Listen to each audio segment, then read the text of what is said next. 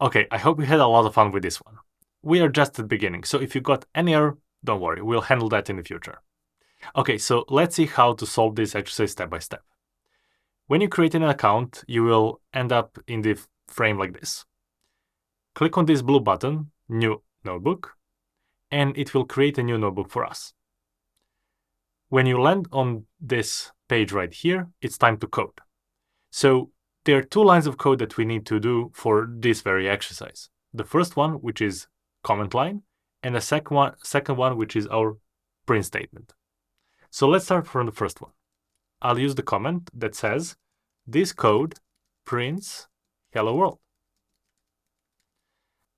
Then the second line is our print statement, which is print. Then in brackets, use double quotes. And inside of the double quotes, write hello world. And to execute this, use this play button right here, click once, and wait. If you just started, it will take a second or two. And once it's done, it will print hello world. That's it. Great job. See you in the next lesson.